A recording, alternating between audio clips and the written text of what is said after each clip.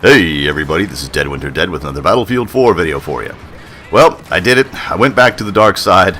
I was playing some Battlefield today, and I decided, for the heck of it, to break out the old MG4.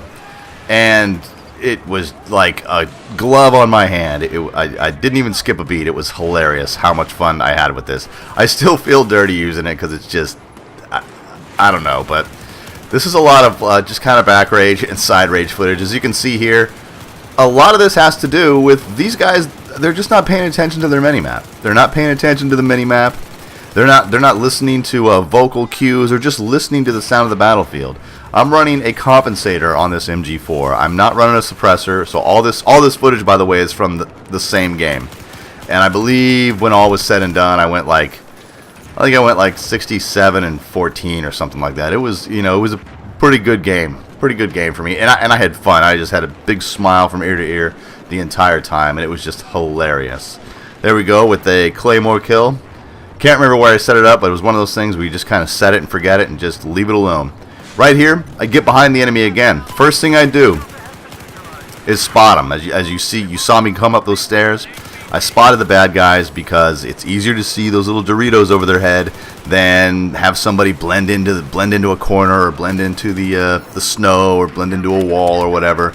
So if you have, when you're coming up on these guys, if you're gonna get the side rage, you're gonna get the back rage on them, just take a quick second and do a quick spot on them. That way, you're not losing them behind walls. Because remember, even though you will lose the spot after a few seconds if they run behind a wall, you'll at least have a general idea of where they are or what direction they're moving into.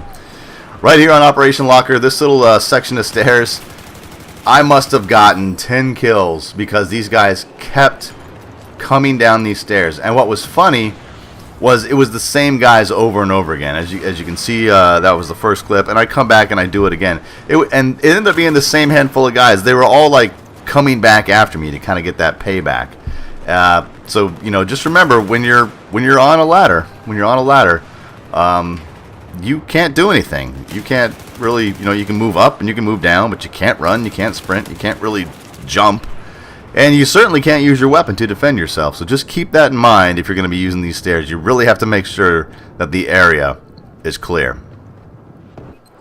Now, as everybody knows who spends a lot of time on Operation Locker, if you want to control the map, you have to control the snow lane. As you can see, we are not doing well here. 270 some odd tickets to about 900 tickets. We are not doing well.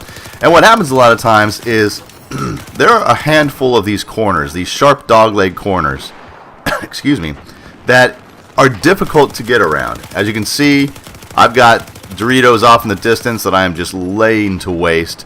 But I've got my teammates just right at the edge of that corner trying to peek that corner. There are different parts of this outside snow lane, this kind of cliff face, that you can actually go out onto. As you can see, I've got plenty of cover. I've got a place to duck back down. But it gives me line of sight around these dogleg corners. So remember, use those corners and step out of the box a little bit. Don't always just inch right up to the corner and try to peek it and shoot it and peek it and shoot it. If you can approach the same group of enemies from a different angle, perhaps an angle that they may not be expecting you to approach them from, use that to your advantage. Because as you saw in that last clip there, I got 6 or 7 kills in the space of, I don't know, maybe 10 seconds, because they were not expecting me to peek over that rock and actually be in their line of sight as opposed to being just around the corner on the other side of a boulder. Again here, using really quick, tight peeks. The MG4 has obviously a lot to do with my success. Here I just go ahead and I rush the bad guys, and here's another classic example of people just not watching their mini-maps. I'm running low on ammo, I peek the corner again.